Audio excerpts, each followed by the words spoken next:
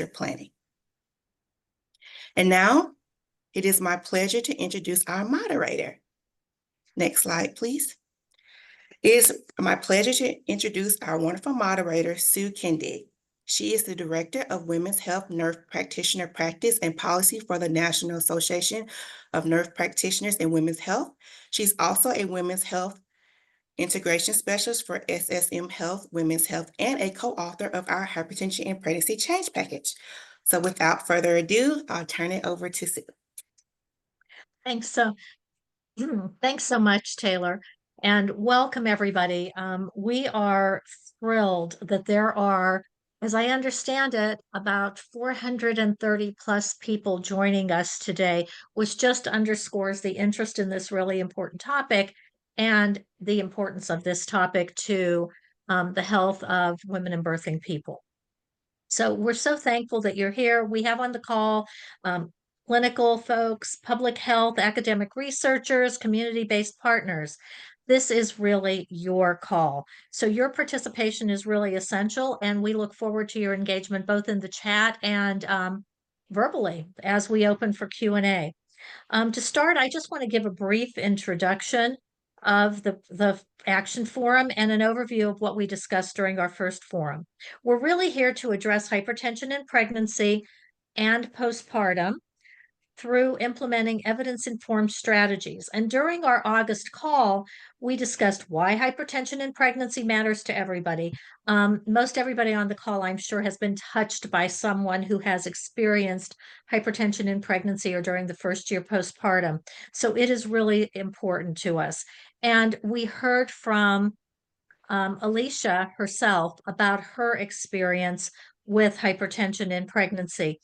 We received an overview of the Hypertension in Pregnancy Change Package, and we had a few polls with the audience about interventions and topics that they have completed. So today our focus is going to be on aspirin prophylaxis for preeclampsia prevention. We'll be hearing from the Institute for Family Health and the wonderful work they've done in this area. And toward the end of the call, we're going to ask you to share your wonderful work with us, because who knows, you may be on the screen in one of our future forums.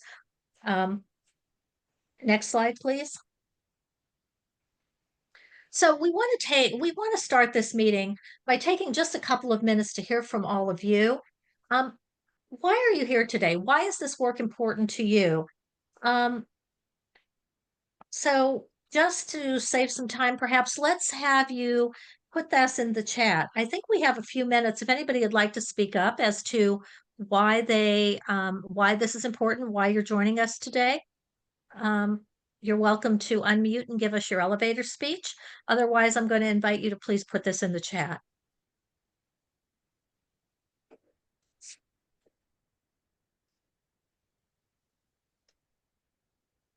Oh, come on, the chat's really quiet. I can go ahead. Not sure if you guys can hear me. Hi, Great. my name is Asma Rayani. I'm a postdoc at Hopkins.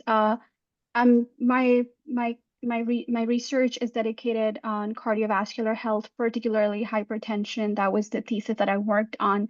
And I think in terms of pregnant population, I think this topic is so important because it just doesn't affect the life of the woman, but also the child. And then if you look at the rippling effect, the whole family is sort of, or their entire network is affected. So I think this topic is so important because they're not just looking at this one picture of this 9-month period, but also, the effect it has beyond. So I think not just for my research interests, but also looking at how this affects our society as whole. Thank you so much for sharing that. I am seeing now you have really started chatting. I'm seeing chats from clinicians who work in cardiovascular health as well as OBGYNs, working with pregnant people who have hypertension. Someone made a comment that hypertension and a high-risk pregnancy is very isolating. People are hosting work group meetings for their state birthing hospitals. Just multiple items in the chat. So I would invite you to take a look at that. We have people, very interesting comment from a pharmacist calling out pharmacists as having a role and being an important part of the team in supporting people with hypertension. So thank you for that. I see Dr. Ramos, the Surgeon General of California, has joined us, saying this is a state priority for California's Strong Start and Beyond initiative. And thank you for doing that. And I am sure other states have initiatives as well. We'd like to hear from you. So again, I'm going to direct you all to the chat just to see the diverse group of people that we have here and all of the wonderful work that's being done. So without any further comment, I'd really like to, let's go to the next slide, please. I'd like to turn it over to Hillary Wall, who's going to talk a bit about the pathways to improve aspirin prophylaxis from the change package, from the hypertension and pregnancy change package. So Hillary, do you want to take it from here? Sure. Thanks, Sue. And if folks weren't on the last action forum call, I'm a senior scientist at CDC, and I am the science lead for the Million Hearts Initiative and had the great privilege of working on the hypertension and pregnancy change package. If you're not familiar with this document, we've got the QR code here and the URL for you to check it out. This is a quality improvement guide that is really a menu of evidence-informed ways to change care processes related to hypertension and pregnancy, specifically for outpatient clinicians who are treating pregnant and postpartum individuals. And you can see from the cover of the change package, we had the privilege to co-author this with 7 different clinical societies, including the group that Sue is from. So please do check it out. There's some really nice tables in there where we provide sort of change concepts. These are like broad notions of change that give way to more specific change ideas or implementation strategies. And then we've collected tools and resources to help you make those changes in your clinical setting. Next slide. And so the whole idea is it supports the systematic use of the evidence-based interventions you see here on the left, using implementation strategies, things you all know about, standardized treatment protocols, using data to drive improvement, whether that's through clinician audit and feedback reports or report cards, performance reports, call them what you want. Or are we drilling down to look at more patient-specific registries, using things like electronic health record reminders and other types of clinical decision supports, and then lots of clinician and patient education and training. Next slide. We're here today to talk about aspirin prophylaxis for preeclampsia prevention. And the folks, I'm the opening act here. The main event is coming very shortly, and the project that they're going to talk to you about, the folks from the Institute for Family Health, it's this really elegant and I think sort of beautiful quality improvement initiative, but it's big. And what I want you to take away from what I'm telling you today is, yes, you can go big, but you don't have to go home if you're not going big. When I look at this infographic that we have in our change package that really highlights the sort of United States Preventive Service Task Force and ACOG and SMFM guidance on who should receive aspirin prophylaxis for preeclampsia prevention, I see this as multiple quality improvement opportunities. The Institute for Family Health, they sort of chose to look at all of the folks who were at risk for preeclampsia, but you can pick one or more of these specific populations. Just start there. Start with people who have chronic hypertension and figure out, have they all been recommended aspirin? If not, there's an opportunity for you. Once you've tackled your chronic hypertensive population, maybe move on to, folks with a history of preeclampsia or patients who have diabetes. You can chunk this out into very digestible quality improvement change opportunities. That's the message I want you to take home. We don't have to do everything at once. Next slide. What I've tried to do here on this slide, and we are going to send you these slides after the action forum, I've tried to carve out the pertinent change ideas related to appropriate aspirin use for preeclampsia prevention. You wouldn't be expected to pick all of these change ideas and tackle them all. Instead, what you should do is look at the barriers that you have in your clinical setting, look at the assets you have to leverage, and then figure out which change ideas are most feasible for your particular clinical setting, which change ideas are most acceptable to your clinical staff, and which are most appropriate for your particular patient population. And then again, carve out your own specific pathway that addresses your context. So with that, next slide, I will say thank you, and I'm going to turn it back over to you, Sue, so we can get to our main event. Thank you. Great. Thank you, Hillary, for that whirlwind review of the change package. So I'm going to, if you haven't looked at the change package already, please do so, because there is something in there for everyone to implement. That being said, I am thrilled to introduce our main speakers who've conducted a really impressive quality improvement intervention in aspirin for preeclampsia prevention. So with us today, we have Dr. Noreen Singh, who is an assistant professor of family medicine and community health at the Icahn School of Medicine at Mount Sinai and clinical instructor at University of California, San Francisco's Family and Community Medicine Residency Program. So she is influencing the entire country, or at least both coasts. Dr. Amy Smith, the clinical director of maternal health at the Institute for Family Health, and Ms. Saskia Schumann, Assistant Vice President of Research Operations at the Institute of Family Health. So our speakers, I'm turning it over to you. Great. Thank you so much, Sue. And I do apologize. I'm a little under the weather, so hopefully I will be audible throughout. But I guess if someone could wave if I start to fade out, please let me know. Next slide, please. So just to quickly introduce everyone a little bit more fully to the Institute for Family Health, we are one of the largest federally qualified health center networks in New York State.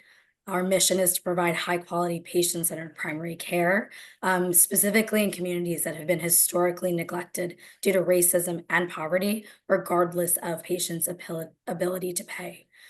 You can see that we currently operate 27 health centers across both New York City and the Mid-Hudson region. We run multiple family medicine residency training programs, a nurse practitioner residency, and myriad research and evaluation projects. We currently employ about 1,300 individuals, including primary care providers and family medicine residents, dentists, nurses, medical assistants, mental health professionals, and social workers. In addition to our health centers, the Institute also operates numerous programs that support our goals of eliminating health disparities and providing access to quality healthcare for all. Some of these key programs include Bronx Health Reach, which is funded by the Centers for Disease Control and Prevention to eliminate racial and ethnic disparities in health outcomes. The New York Metropolitan Area Health Education Center, more commonly known as AHEC, which focuses on increasing diversity of the healthcare workforce and recruiting providers to underserved communities. Our Ryan White programs that provide comprehensive medical, mental health, and other services to people affected by HIV and AIDS, and a free clinic operated in collaboration with medical students from the Albert Einstein College of Medicine. Next slide, please. The other thing I'll do before I hand it over for a little bit is just to orient everyone to the rest of the presentation. So our agenda is first what we're calling phase one, knowing there's a problem and using pre-intervention data. So you can see we identified an opportunity for improvement in care outcomes among our patients. Phase two will walk you through implementing promising interventions and assessing some of these early outcomes, our BPA, and again, trying to improve prescribing practices. Phase three, expansion of the intervention, utilizing findings from phase two, and then phase four, dissemination, and a little sneak peek of some of the work that we're working on next. Next slide, please.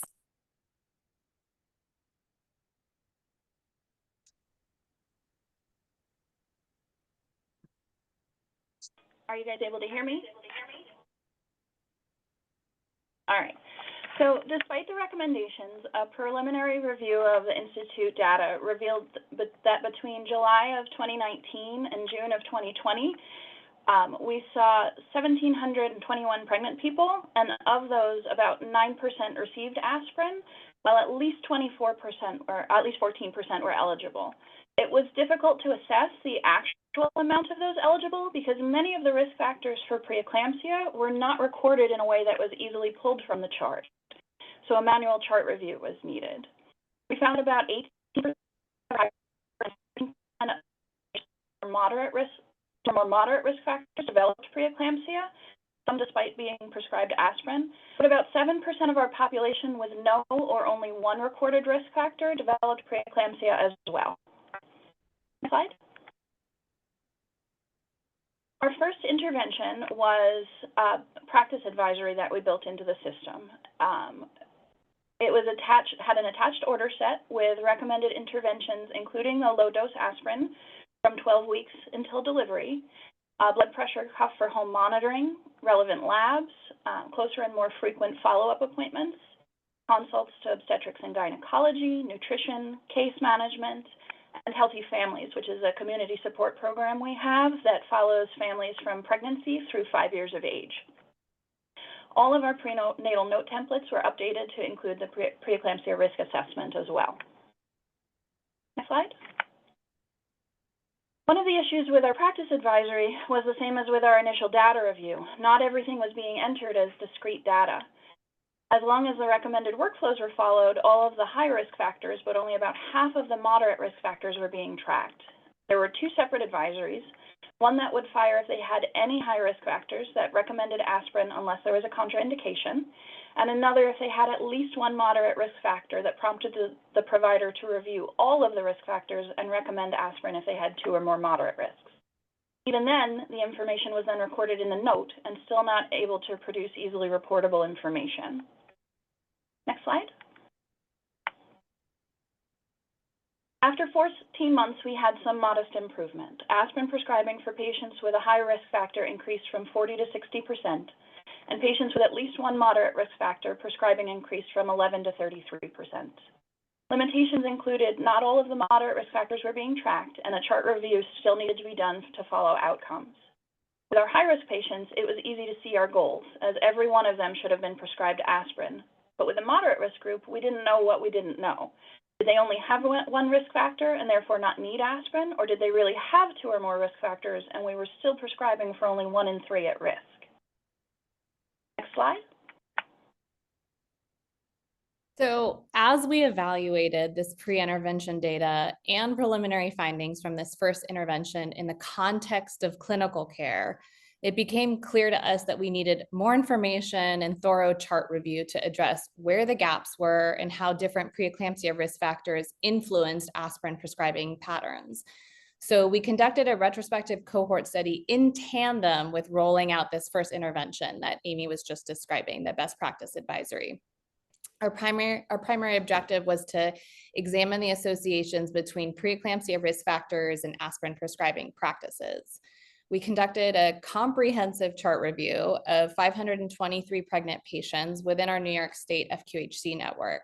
And our patient population is diverse and predominantly publicly insured, with 40% Hispanic, 28% Black, and 25% white patients in this study.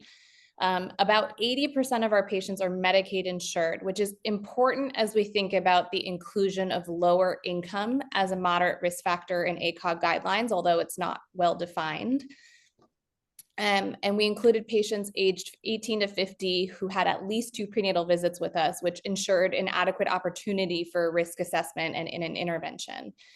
Our analysis revealed a concerning pattern. Only 39% of patients who were at risk for preeclampsia and qualified for aspirin prophylaxis on the basis of existing ACOG and USPSTF guidelines actually received it. And even among the patients with high-risk conditions, those that you might expect to be most consistently identified and prioritized for intervention, only 58% of those patients with high-risk factors received aspirin. And I think most striking was that among patients with multiple moderate risk factors but no high-risk conditions, just 27% received the recommended prophylaxis. So despite the established benefits of aspirin and clear recommendations from professional societies, there are still many missed opportunities for aspirin prophylaxis to prevent preeclampsia. Next slide, please. So when we examine preeclampsia risk factors and their associations with low-dose aspirin prescribing, as shown in this table, clear patterns emerged. Highlighted at the top of the table, history of preeclampsia and chronic hypertension were the risk factors for which clinicians most frequently prescribed aspirin. So that suggests that these two high-risk factors may be recognized more often than any other preeclampsia risk factors. However, despite this greater recognition, aspirin was prescribed a maximum of 79% of the time for patients with chronic hypertension, still a significant proportion of high-risk patients without the recommended prophylaxis. And then looking at the lower portion of the table where we see our moderate risk factors, you'll see that the patients with advanced maternal age, Black race, or nulliparity were significantly more likely to receive aspirin prophylaxis compared to the other moderate risk factors after adjusting for other risk factors. But again, despite these increased odds of recognition and aspirin prescribing, the overall prescribing rates for these moderate risk groups still remain suboptimal and low. Next slide, please. So this analysis of risk factor associations revealed several critical gaps in our current practice. First, we're clearly struggling to recognize and respond to patients who qualify for aspirin based on combinations of moderate risk factors. These seem to be the patients that are falling through the cracks more often than those with a single high-risk condition. Second, even among our highest risk patients, we're still missing opportunities for prevention. And as we saw on the table, our maximum prescribing rate for patients with a history of chronic hypertension topped out at 79%.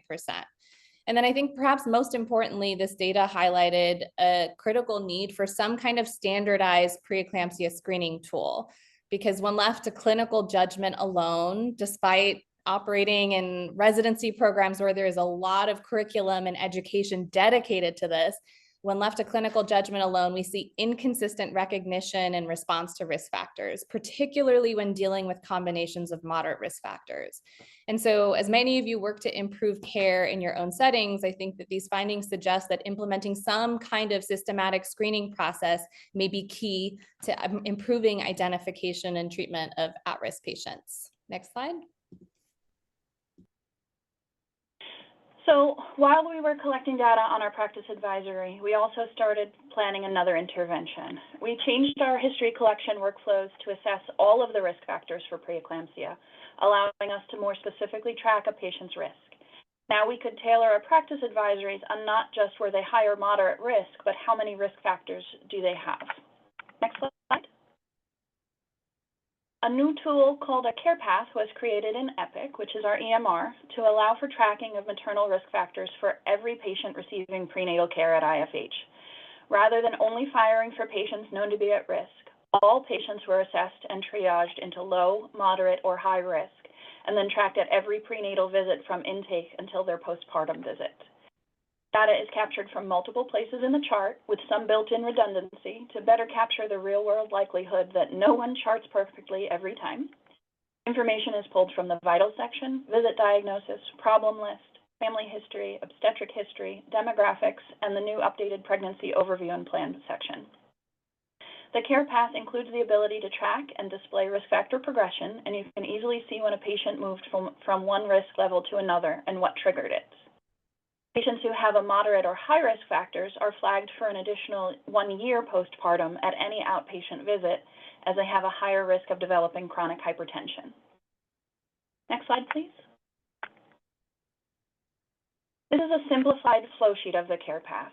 The patient presents for their first visit. If there is existing data in the chart regarding history, they may start at moderate or high risk. Otherwise, as the pregnancy overview and plan is filled out, as soon as the information is filed, the system evaluates their risk and will hire an advisory. The information is added at each visit, or if they have a hospital encounter without delivery, the system reassesses every time and will move them into a higher risk category as it develops. If they remain low risk their entire pregnancy, the care path resolves automatically after delivery. If they were moderate or high risk, or if they developed a hypertensive disorder of pregnancy, an alert will continue to fire at all office visits until a year after delivery, reminding providers that they were at increased risk of developing hypertension and to be sure to assess their blood pressure and counsel on ways to decrease risk. Next slide. Our results were good, not the least of which was that I was able to run a report to get the data instead of a multitude of clinicians having to do chart reviews. In the 6 months after implementation, we had 257 patients present for prenatal care. 48.2% were low risk, 11.3% had only one moderate risk factor, 25.3% had 2 or more moderate risk factors, and 15.2% had a high risk factor. That meant that over 40% of our patients met the criteria for aspirin recommendation.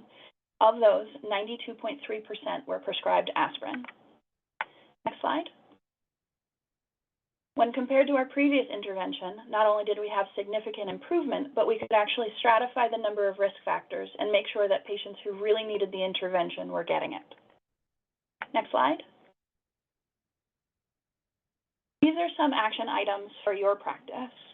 Making sure that all of the clinicians are educated on the most up-to-date recommendations from ACOG and the U.S. Preventative Service Task Force is always a good place to start.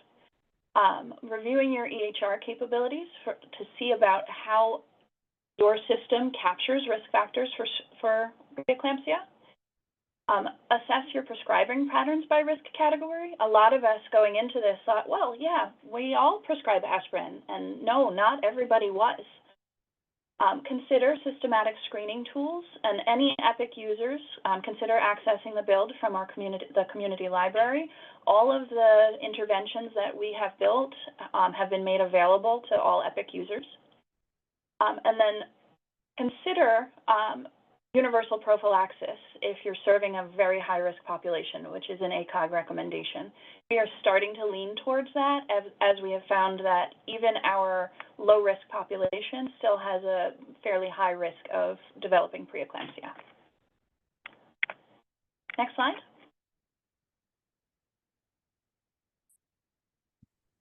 So thank you so much for participating, as you can see, in one of our key next steps, which is sharing these data with other care organizations and networks across the US.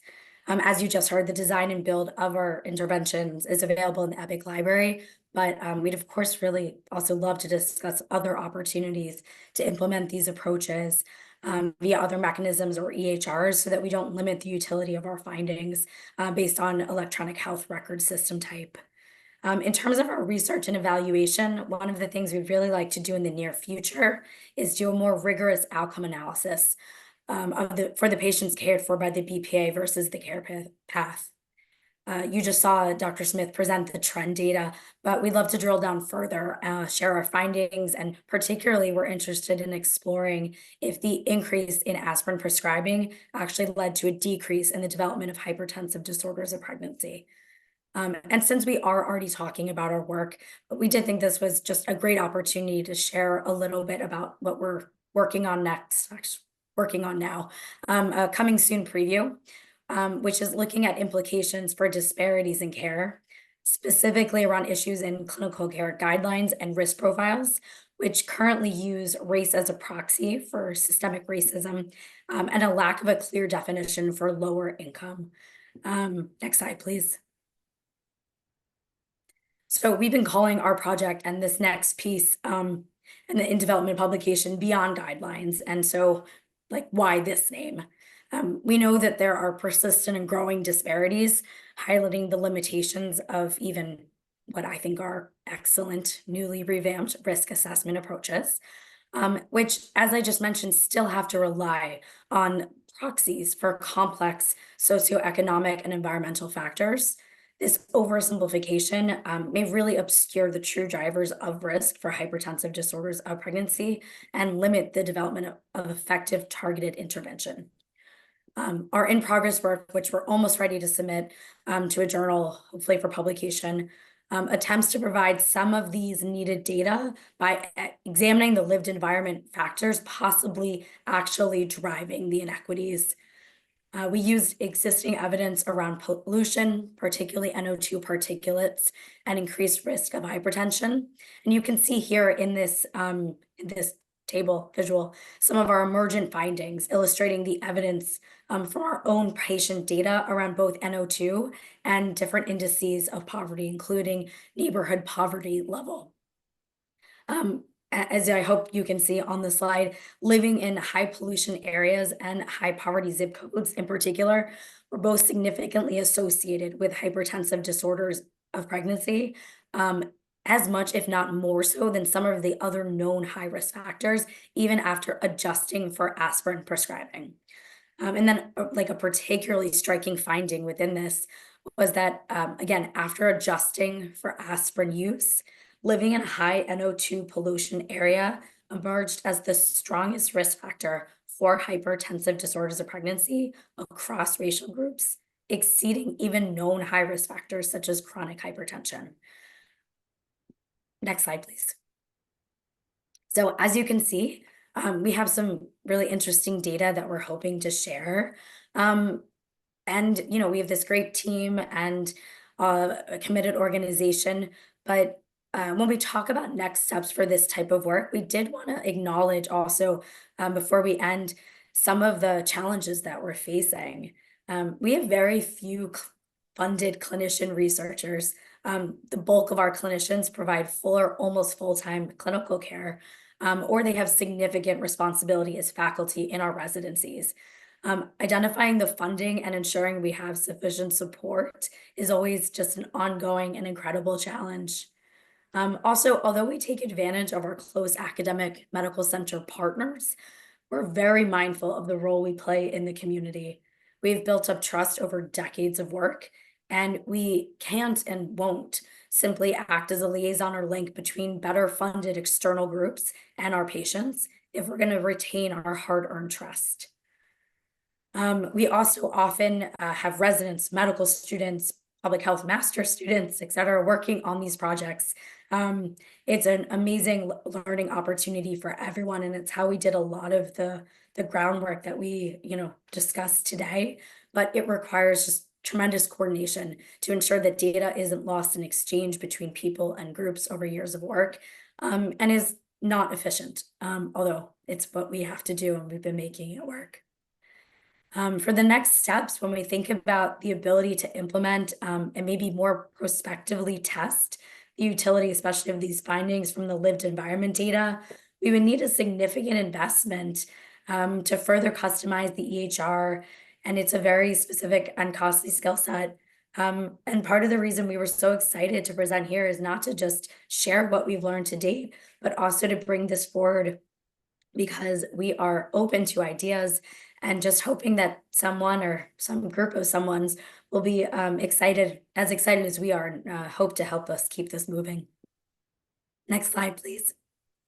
So again, this is the contact information for the three of us at the Institute, as well as QR codes linking you to the published Missed Opportunities paper and to a poster displaying some of the emergent findings from the Beyond Guidelines work so far. We'll end our formal presentation there, and thank you all again, and thank you so much for giving us this forum to share this information.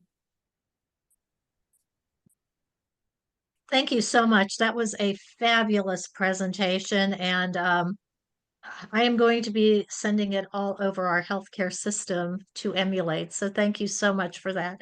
And you were so efficient with your presentation that we do have a bit of time for questions. So I'd like to open the floor now for questions. You are welcome to either, take yourself off mute and ask a question, or perhaps chatting your question. So any questions for our team Hey, at this point? Yes, this is Jane Ellis. I practice at Grady Hospital in Atlanta, which is a large safety net hospital. I'm an MFM, and I was wondering how other institutions administered the aspirin. For a while, we were calling it into pharmacies for our patients, and we have a substantial number of preeclamptic and hypertensive patients at Grady. And patients were telling us they didn't want to go to the pharmacy just to pick up a bottle of aspirin. So we worked with a pharmacy here. We can get a 3-month supply of aspirin for a patient for about $1 for that 3-month period. So we've been giving it to them in clinic, just handing it out. And we've, at least our reported compliance has gone up significantly. So I was just wondering how other institutions provided the aspirin. Were they calling it in? Were they giving it out? I'd be curious to hear, because we have much better luck when we could actually give our patients the aspirin in clinic. We at the Institute have been sending it in as a prescription, and in the order set that we use, it is defaulted to a 90-day supply and 3 refills, so they do have a year's supply for it. We have not experimented with giving it out in our offices, although I have been a member of the Implicit Network for a long time, which is a collaborative group, interventions to minimize and prevent preterm deliveries with continuous improvement techniques. And we actually looked at adherence for multivitamin use postpartum, and did show a significant improvement in patients who are still taking it at their next visit if we handed it out in the office versus sending a script. I'm just wondering if any of our participants have experience with also providing the aspirin on site, or have any other solutions other than the prescription. Anybody want to weigh in? Hi, my name's Lisa Ward. I'm from the MFM at the Delaware Center for Maternal and Fetal Medicine. We also found a much better compliance rate when we gave it out in the office. So we're a private practice, so we just took on the cost, just like the previous physician had mentioned. It's $1 to $2 for a bottle. So we just took on the cost, so the patients would have one less barrier, and the compliance rate is great. Thank you. I'm going to go to a few questions in the chat. Let's see. There's a question here. What dose do you recommend? We don't have the perfect formulary here in the US. And what is your data on patient actual usage? Do they take daily like prescribed, or do they have barriers? Yeah, I think I'm glad that we're discussing adherence, because a major limitation in the study that we did, and even in the information we're actually able to efficiently extract from the chart, is that we were not able to assess patient adherence. So our published paper focused on aspirin prescribing, but didn't follow adherence, unfortunately.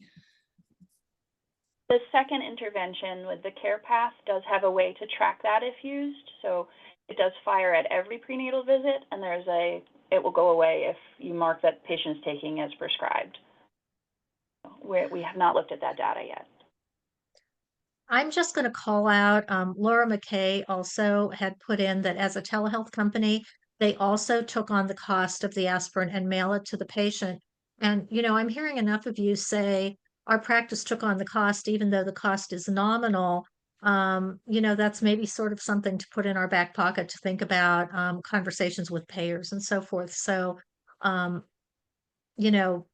keeping track of those types of barriers, I think is going to be really important. And thank you for sharing that. Karen Levak-Haas has asked, were there any changes in prescribing after the ACOG guidelines were updated in 2022? So yeah, the ACOG, the updated guidelines from USPSTF and ACOG, I think came out in December 2021. They continue to recommend aspirin, low-dose aspirin for individuals with more than one preeclampsia moderate risk factor. And I think that one of the bigger updates was just that it further clarified that 2 of the moderate risk factors, Black race and lower income, were included due to social rather than biological factors that increase risk due to inequitable care. But the actual practice of prescribing for 2 or more moderate risk factors or 1 or more high risk factor remain the same. And we are currently still using low dose aspirin, 81 milligrams, because that's what the professional societies recommend. And I know I see something mentioned in the chat about 150 milligrams, and there is emerging evidence about higher dose aspirin for prevention of preterm preeclampsia in high-risk patients. But I think we're waiting for good randomized controlled trials comparing the two in the US to make that shift. But there are some practices and settings where you will see the higher dose used for higher risk patients. Are there any other questions from participants who would like to come off of mute? Sue, I'll just jump in with a quick question, if that's okay. Okay. Actually, two quick ones. After you all did the preeclampsia, you implemented the preeclampsia care path, you said that you had 92.3% aspirin prescription for the high and moderate risk groups. Did you by any chance, now that's wonderful, obviously, is the remaining like 7.7%, are those contraindications, or have you been able to look at that remaining gap in care? Yeah, so several of them they had 2 visits, but then transferred to high risk before their 12-week. So we had a couple early identified twin pregnancies that we very rapidly transferred to an obstetrician, and a couple patients with aspirin allergies. But Okay. we did not remove those from our denominator. Gotcha. And then can you repeat the Epic community library? Like if someone is looking, because I think that's a point that everyone, if you're an Epic user, you can go in and use these tools. So what are they searching for, a certain phrase in the community library? So when you log into the user web, which all Epic end users should have access to, that depends on how you access it, depends on what site you work at. Once you are in the user web, you can access the community library, which is on the main menu tab at the top. And then once you're in there, you can limit your search by either a keyword or a site. So we are in there as the Institute for Family Health. And then you can look at all of our build. Or if you just type preeclampsia in, you'd be able to see everybody's build regarding anything to do with preeclampsia. So the stuff that we have uploaded is the best practice alert, the care path, which presents as a practice alert, and the order sets, the smart sets, as well as our notes. Building on the Epic question, you know, I know sometimes that's a barrier. How long did that take, and how did you go about modifying the Epic system? We had a little bit of an edge in that I am Epic Analyst certified and a clinical informatics specialist, which not everyone has. But getting the buy-in from your analytics team, basically, as well as your operations team, is really important for this. So having it be their priority as well can be very helpful in pushing it through. One of the reasons we make sure to upload all of our build to the community library is that there is absolutely no point in reinventing the wheel, and it's much easier to build on what other people have already done. So I'm happy to, if you are considering this and use Epic, I'm happy to talk to anybody. Thank you for that, and I have a feeling that your phone is going to ring off the hook. Or whatever out of your pocket.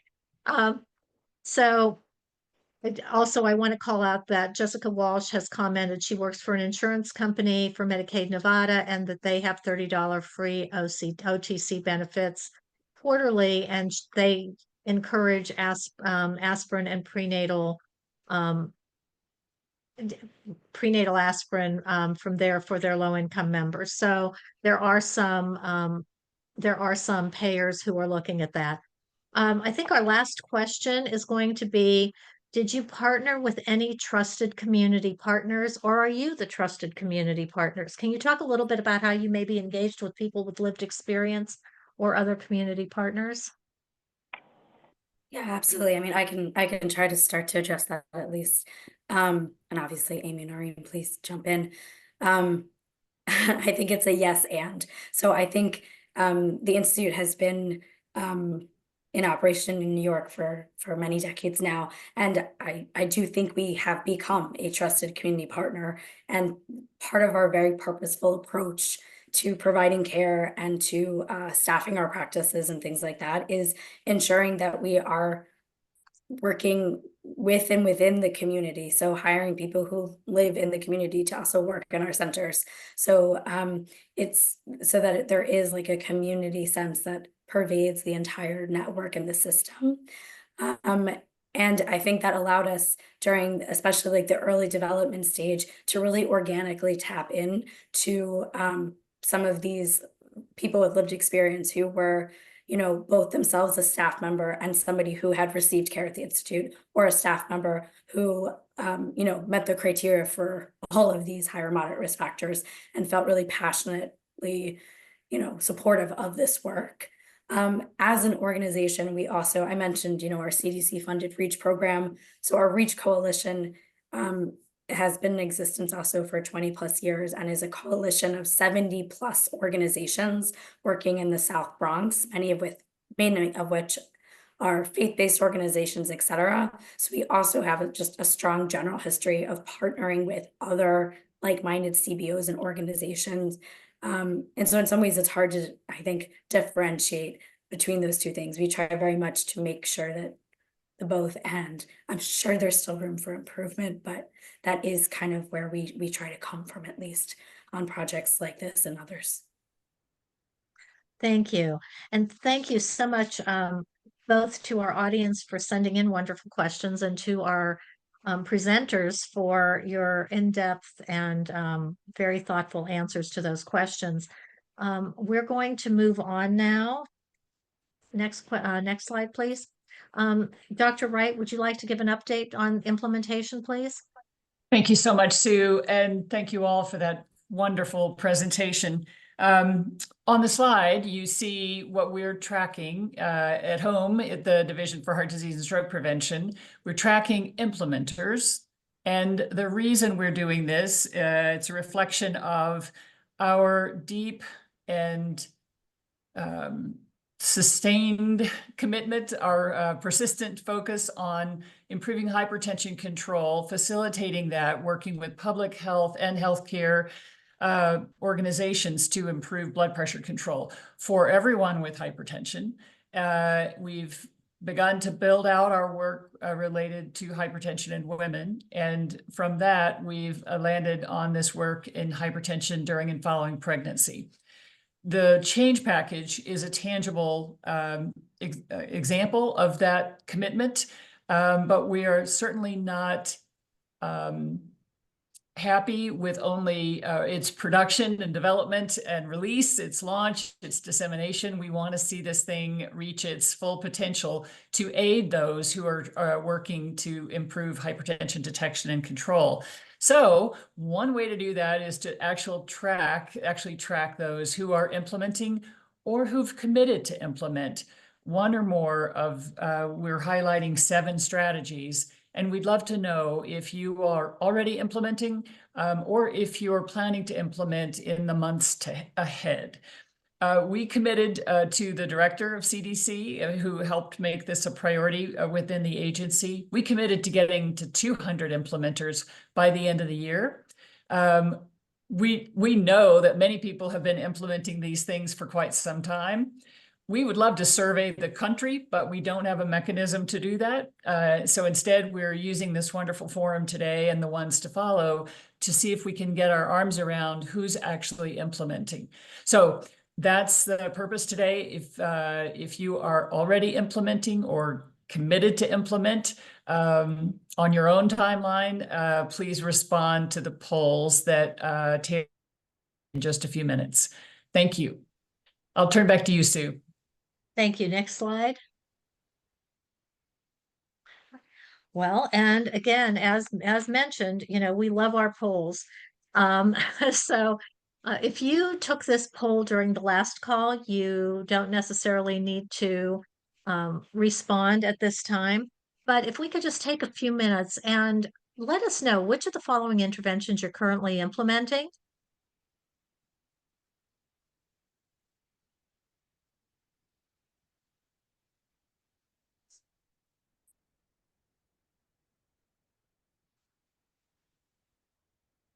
Please be sure to.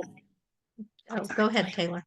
Sorry, I'm just going to mention I'm monitoring the polls as they come in, want to get to at least 50% participation. But many answers are coming in, so thank you all and please continue to answer the poll. Yes, absolutely, because this will help us to better understand the interventions that you're doing and to help plan our action forums in the future.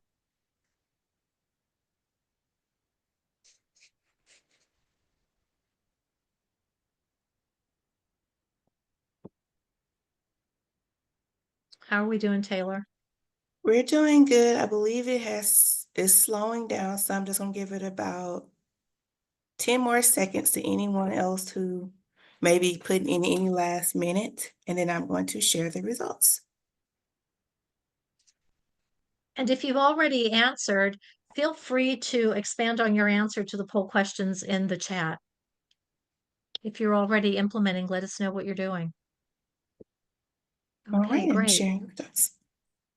Great. So it looks like accurate blood pressure measurement is a leading intervention that we're seeing. But also looking at the use of self-measured blood pressure or remote patient blood pressure monitoring is a top intervention, as well as postpartum counseling on warning symptoms, long-term cardiovascular risk. Yay, postpartum is one of my favorites, so I'm really glad to see that over half of you are doing that. And certainly appropriate use of hypertensive medications are there as well. So once again, thank you for this important information. We only have about 40% working on aspirin prophylaxis. So I'm sure that our presentation today, maybe the next time we do this poll, we'll see that number increase. So thank you for that. Okay, next slide, please. Okay, would like to know which of the following interventions that you are considering implementing. This will give us, once again, an idea for future action forums. And I would invite you, let us know in the chat if you would like to implement, but you need more information on something.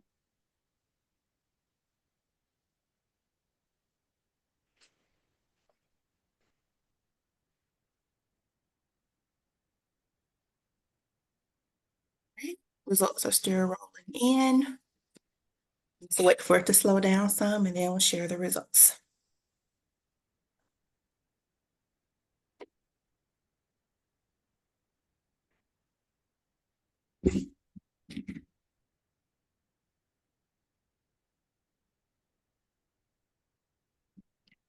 Okay, I'm going to go on ahead and share the results. All right. Again, self-measured blood pressure or remote blood pressure monitoring is sort of leading in terms of considerations for implementation, as well as that postpartum counseling and aspirin prophylaxis. So presenters, you've worked some magic. Thank you. Next slide, please. Okay, now we have really quick questions for you. We always have so much information for these forums. We'd like to hear from you. Would you like to meet every 2 months or quarterly about every 3 months?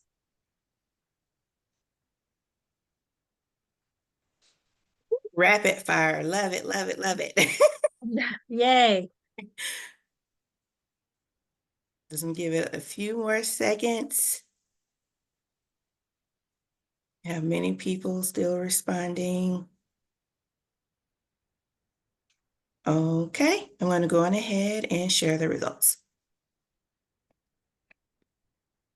Okay, it's looking like quarterly has won out, which just tells us y'all are way too busy. Let's go to the next slide, please.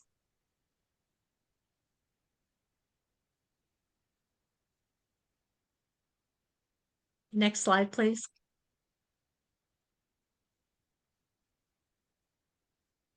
Okay, and finally, what is your preferred length of time for the action forum meetings?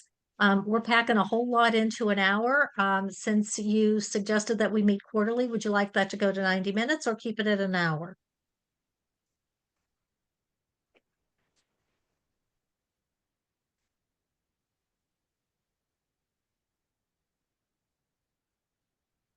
Okay, we have most of the results in, so just give it a few more seconds. And I want to go ahead and share the results.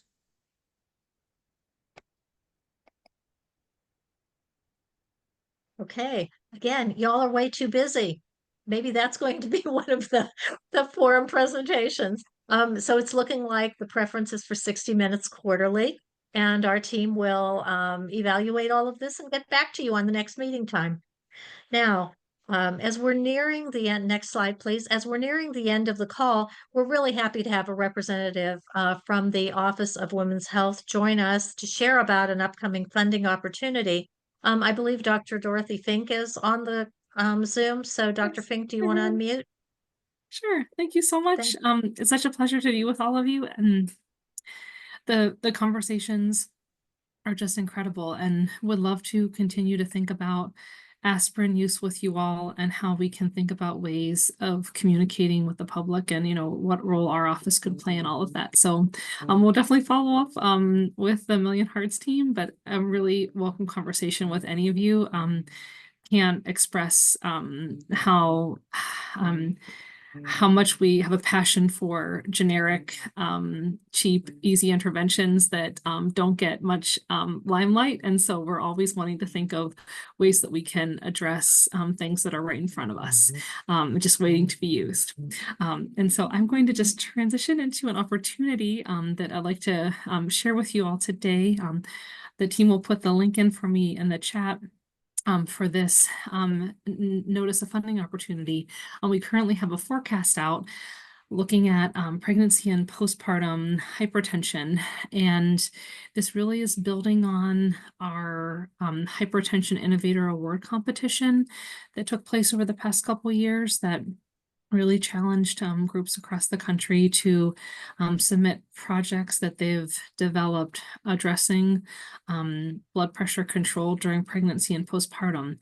And we really had incredible luck with identifying some incredible groups working to address inequities across the board and have had such really great outcomes data shared with us from these interventions. And so now we're taking it to the next level and saying, it will be a grant opportunity to really build on that challenge. And we're, as you'll see in the grant forecast, we are looking to award up to 18 awards.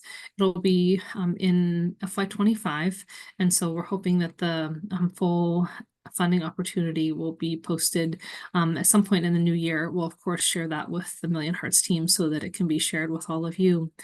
But some measurable outcomes from this grant that we're looking for all of the awardees to have is that we'll increase the identification of hypertension cases during pregnancy and postpartum by at least 20%, achieve target blood pressure levels during pregnancy and postpartum in at least 40% or more of diagnosed cases, and improve remote blood pressure monitoring during pregnancy and or postpartum by 60% for those diagnosed with hypertension.